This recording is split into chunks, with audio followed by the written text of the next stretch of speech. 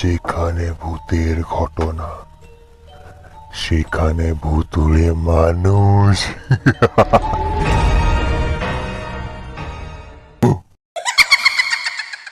আজকের এই এপিসোডসটা আমাকে ফেসবুকে শেয়ার করেছেন একজন। তো উনি যেমনভাবে লিখেছেন আমি ওরকমভাবে পুরোপুরি তোমাদের সামনে তুলে ধরার পুরো চেষ্টা করব।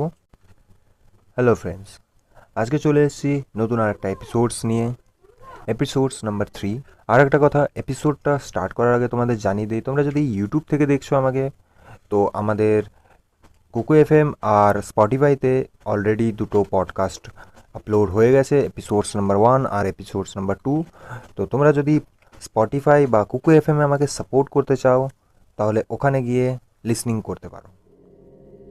আমি সৌরভ, ছোটোবেলা থেকে গ্রামেই থাকতাম, কিন্তু এখন আর থাকা হয় না। গ্রামটা আমার খুবই প্রিয় থাকলেও মা বাবার জীবন বাঁচাতে আর নিজের জীবন বাঁচাতে গ্রামটা ছেড়ে চলে আসতে হয়। ঘটনাটা হলো, তখন আমার বয়স মাত্র 15। গ্রামে সব কিছু ঠিকই ছিল। আমাদের গ্রামটা এতটাও বড় নয়, কারোর কোনো কিছু হলে আরেকজন টের পাবে না। আমাদের গ্রামে যদি কারোর কোনো কিছু হয় তো বেশিক্ষণ লাগে না পাশের বাড়ির লোকের জানতে, আর তা থেকে পুরো গ্রাম ছড়িয়ে যেতে। গ্রামে সবই ঠিক ছিল, ছোটোবেলাটা খুবই আনন্দে কাটছিল। হঠাৎ করে ধীরে ধীরে কেমন একটা কথা ছড়াতে লাগলো গ্রামে যে ওর বাচ্চা এক রাতে উধাও হয়ে গেছে। প্রথমে সবাই এটা কেউ এত সিরিয়াসলি না নিলেও ধীরে ধীরে যখন এই ঘটনাটি বাড়তে থাকে তখন সবাই এই ব্যাপারটাকে খুবই সিরিয়াসলি নেয়। আর এই ব্যাপারটা তার চরম জায়গায় তখন পৌঁছে যায় যখন রাতারাতি আমার বাড়ির থেকে প্রায় 20টা বাড়ির মধ্যে 6টা বাড়ির বাচ্চা রাতারাতি উধাও হয়ে যায়। তারপরে পুরো গ্রাম জুড়ে সবাই মিলে বাচ্চাগুলোকে খোঁজা হচ্ছে, পাগলের মতো পুরো গ্রামটা বাচ্চাদের খুঁজে যাচ্ছে। গ্রামের বাইরে থেকে শুরু করে গ্রামের পুকুর, আশেপাশের জঙ্গল, গোটা গোটা গ্রামটা খোঁজা হলো, তবু একটা বাচ্চার সন্ধান পাওয়া গেল না। আর তার ঠিক 7 দিন পর এলো সেই কালো রাত, যে রাতে আমার নিজের ছোট ভাই রাতারাতি বাড়ি থেকে নিখোঁজ হয়। পরের দিন সকালে উঠে মা পাগলের মতো ভাইকে খুঁজে যাচ্ছে, ভাই কোথাও নেই। বাবা খুঁজে যাচ্ছে, বাবাও পাচ্ছে না।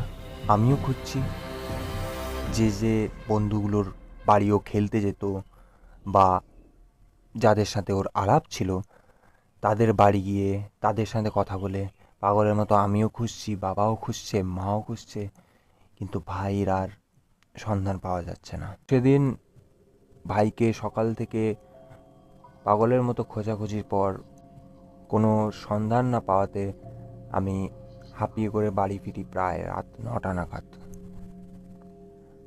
আর বাড়ি ফিরে মায়ের অবস্থা দেখি, মা তো কাঁদতে কাঁদতে একদম ভেঙে পড়েছে, আর বাবারও ঠিক একই রকম অবস্থা।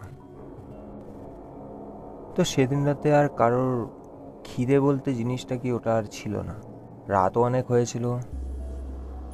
তো সেদিন মা আমাকে একা ঘুমোতে দেয়নি। মা, বাবা, আমি তিনজনে একই সাথে শুয়েছিলাম।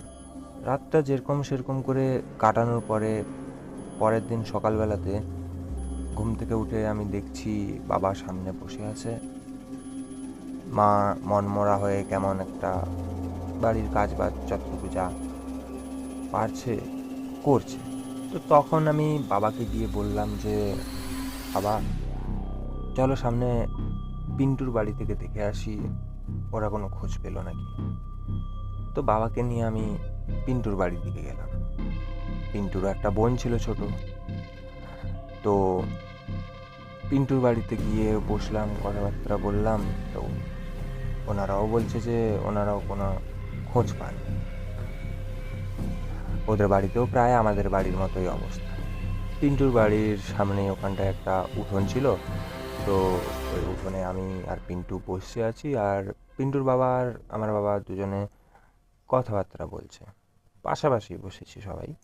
তার মধ্যে দেখলাম একজন মহিলা পিন্টুর বাড়ির দিকে কেমন একটু হড়বড়ে অবস্থায় চলে আসছে। আর যদি বয়সের কথা বলি তো বয়স কত মতো হবে তখন, 40 মতো।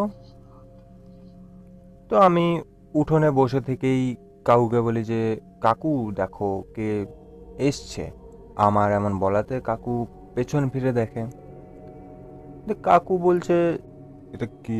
এটা এনাকে তো আগে দেখিনি কোনোদিনও গ্রামে, আর আমাদেরও কোনো আত্মীয় নয়। তারপরে সবার 1 মিনিটের জন্য মনে হলো যে হয়তো এনারও কোনো বাচ্চা রাতারাতি হয়তো নিখোঁজ হয়ে গেছে। তারপরে কাকু একটু এগিয়ে যায় জিজ্ঞেস করার জন্য। কাকু জিজ্ঞেস করে, আপনি কে? তখন ওই মহিলা বলে, আপনাদের বাড়ি থেকে একটা বাচ্চা চুরি হয়ে গেছে? তখন কাকু ওই মহিলাকে বলে, চুরি হয়নি, আমাদের বাচ্চা রাতারাতি নিখোঁজ হয়ে গেছে।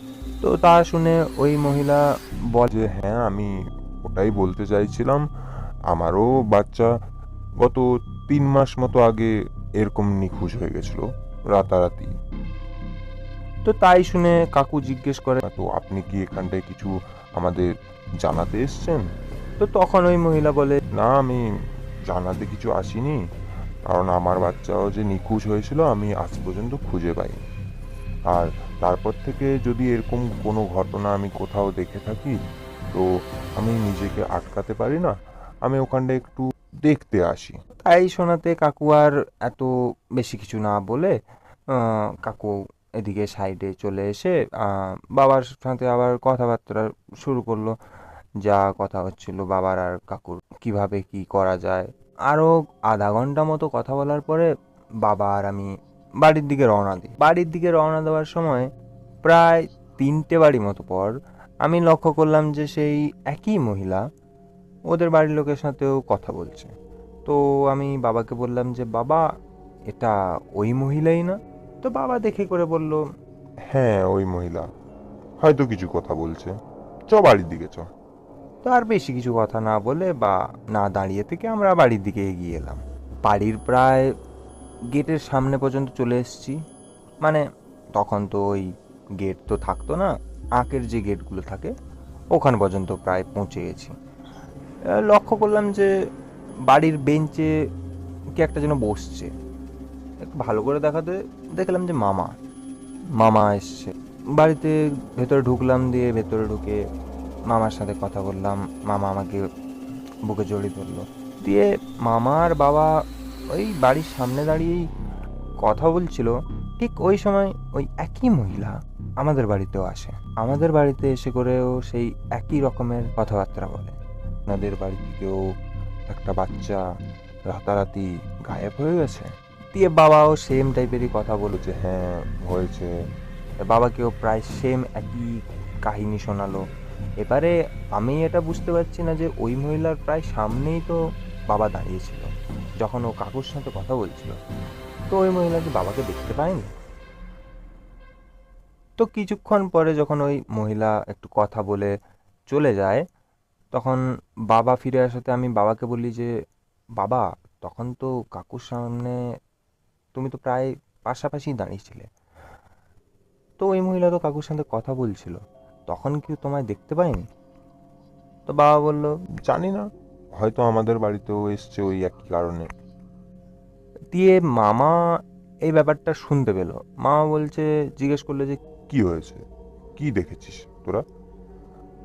তো মামাকে সবটা বললাম যে এমন এমন ব্যাপার, এই এই জিনিস হয়েছে। তো তখন মামা হঠাৎ করে একটা প্রশ্ন তুললো, একটা বাইরের লোক হঠাৎ করে যে 6জনের বাড়ি থেকে বাচ্চাগুলো নিখোঁজ হয়েছে তাদের বাড়িতে এসে করে এরকম খোঁজ খবর নিচ্ছে।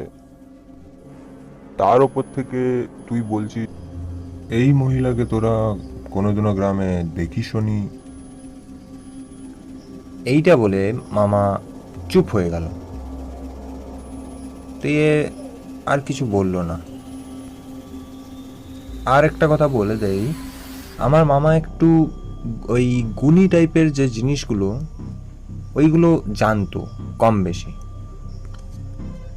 আর পরে গিয়ে বাবার মুখ থেকে শুনলাম যে মামা বলছিল যখন ওই মহিলাটা বাবার সাথে কথা বলছিল তখন মামার দিকে বারবার তাকাচ্ছিল, আর এমন নজরে তাকাচ্ছিল যেন মামার সাথে কোনো শত্রুতা আছে, বা মামার উপরে যেন রেগে আছে, এই মামার উপরে ঝাঁপিয়ে দেবে।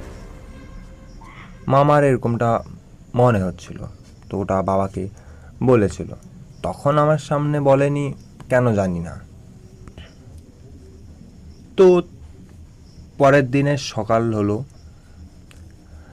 সকালবেলায় মামা বসছে বেঞ্চেতে, তো ওইখানটায় বাবা গিয়ে বসলো, আর সাথে সাথে আমিও গেলাম।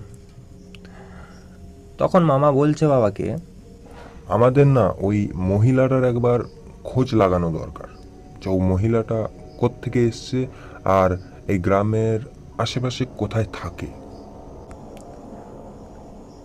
মামার জানি না কেন এমন মনে হচ্ছিল যে ওই মহিলাটা কোনো না কোনো দিক থেকে এই জিনিসটার সাথে জড়িয়ে আছে।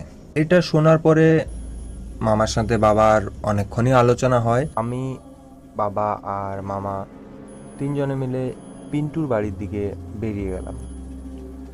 পিন্টুর বাড়িতে যাওয়ার পরে বাবা, মামা এরা দুজন পিন্টুর বাবার সাথে কথা বলছিল, আমি আর পিন্টু ওই উঠোনেই বসেছিলাম। দিয়ে তারপরে যাদের যাদের আর বাচ্চাগুলো উধাও হয়েছে, ঠিক ওই সবকটা বাড়ির মুড়ল যারা থাকে তাদের সাথে কথাবার্তা বলা হলো। দিয়ে একটা পঞ্চায়েত মিটিং টাইপের সবাই একটা জায়গাতে জড়ো হলো। দিয়ে সবাই একটা সিদ্ধান্ত নিল যে এই মহিলার বাড়িটা কোথায় খুঁজে বার করতে হবে। তো আস্তে আস্তে সবাই খোঁজা শুরু করলো, আর একা কেউ যায়নি, প্রায় দুজন করেই সবাই গেছে খুঁজতে, কি না কি হবে তাই। আমি, বাবা আর মামা আমরা তিনজনেই ছিলাম। তারপরে প্রায় 5-6 ঘন্টা পরে সবুল কাকা এসে বলে, যে গ্রামের ঠিক বাইরে একটা বাড়ি দেখতে পাচ্ছি, যেটা কি প্রায় কিছুদিন আগে ছিল না, নতুন নতুনই হয়েছে বলে মনে হচ্ছে। তারপরে সবাই মিলে একটা আলোচনা করে সিদ্ধান্ত নেওয়া হলো যে আজকে রাত 9টা নাগাদ সবাই মিলে ওই বাড়িটার দিকে যাওয়া হবে, আর এটা দেখা হবে যে ওটা কি আসলেই ওই মহিলার বাড়ি, আর ওটা কি আসলেই সবাই যা ভাবছে ওটা সত্যি নাকি। তারপরে রাত হতেই সবাই যেমন একটা সিদ্ধান্ত নেওয়া হয়েছিল, তো ওরকম সিদ্ধান্ত মতো সবাই এক জায়গাতে জড়ো হওয়া হয়, আর সবাই মিলে ওই বাড়ির দিকে রওনা দেওয়া হয়। আর আমার মামা প্রত্যেককে বলে রেখেছিল যে সবের হাতে বেদের ডান্ডাওয়ালা একটা মশাল জ্বলিয়ে রাখতে। এবারে এটা কী কারণ ছিল তখন কেউই বুঝতে পারেনি। সবাই মামার কথা শুনে রীতিমতো ওই জিনিসটা করেও ছিল। তারপরে প্রায় আধা ঘন্টা মতো পর ওই বাড়ির পাশে সবাই পৌঁছাই, আর দিয়ে ওই জানলা দিয়ে বাবা একটু উকি মারে যে ভেতরে কি চলছে না চলছে, কারণ সামনের দরজাতে তালা দেওয়া ছিল। তাই বাবা বললো যে ওখানটায় দরজায় ঠোকা দিলে যদি ভেতরে তেমন কিছু থাকে তো ওটা সতর্ক হয়ে যাবে, তো ওখানটায় না করার থেকে জানলা দিয়ে একটু উকি মেরে দেখি।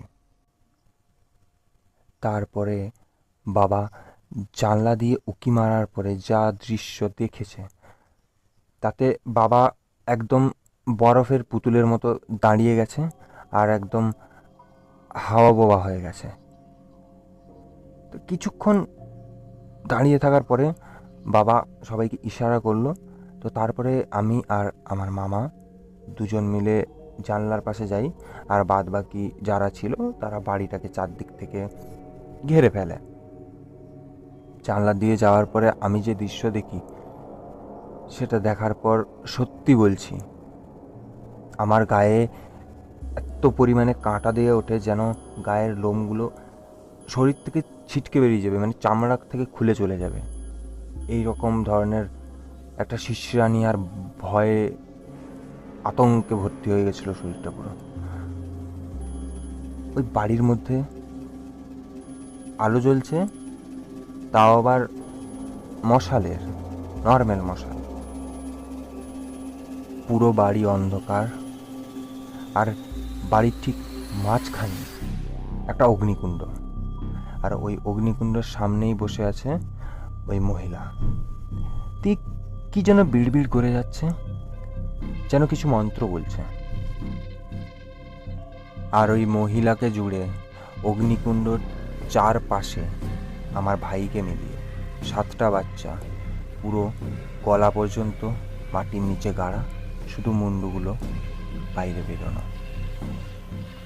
আর ওদের সবের মাথার উপরে লাল সিঁদুর দিয়ে পুরো ভেজানো, যেন ওদের পুজো করছে ও কোনো কিছু জিনিসের যেন মানত করলে যেমন টাইপের কিছু করা হয়, ওরকম টাইপের কিছু। আর এত জোরে বিড়বিড় বিড়বিড় করে মন্ত্রণা কি বলে যাচ্ছিল যে একটা ফিসফিসে আওয়াজ বাড়ির বাইরে পর্যন্ত তখন শোনা যাচ্ছিল। তো এই দৃশ্য মামা দেখার পরে ব্যাপারটা পুরোপুরি বুঝতে পেরে যায় যে কি চলছে। তো তাই মামা চিৎকার করে সবাইকে বলে, একে এখন মেরে ফেলতে হবে। এর সিদ্ধির শেষ পর্যায়ে পৌঁছে গেছে। একে যদি এখন না মারি তাহলে এ পুরোপুরি ডাইনির শক্তি পেয়ে যাবে, তখন একে থামানো অসম্ভব ব্যাপার হয়ে যাবে। এটা শোনার পরে পুরো গ্রামবাসী যতজনের পাশে মশাল ছিল সবাই একসাথে বাড়ির মধ্যে আগুন লাগিয়ে দেয়। তারপরে যখন বাড়ির আগুনটা প্রায় পুরোপুরি নিভে যায়, তখন সবাই গিয়ে ওই ডাইনির পোড়া লাশটাকে ওখানেই পুঁতে দেওয়া হয় মামার বলাতে। আর মামা তখন একটা মন্ত্র করে ওখানটা একটা তেঁতুল গাছ লাগিয়ে দেয়। কারণটা কি ছিল কাউকে বলেনি, কিন্তু লাগিয়ে দেয়। আর এটা বলে যে এই গাছের আশেপাশে কাউকে আসতে না। তো ফ্রেন্ডস, সব কিছুই তো ঠিক হয়ে গেল। তারপরেও সৌরভ তার মা বাবাকে নিয়ে প্রাণ বাঁচানোর এমন কি পরিস্থিতি পৌঁছে গেল যে ওর এত প্রিয় গ্রাম ছেড়ে অন্য কোথাও ওকে চলে যেতে হলো। ওটা জানতে পারবে সেকেন্ড পার্টে। এটা ছিল ফার্স্ট পার্ট, আর সেকেন্ড পার্টটা খুব তাড়াতাড়ি চলে আসছে, তো ফলো অবশ্যই করো। আমি আবার ফিরে আসবো।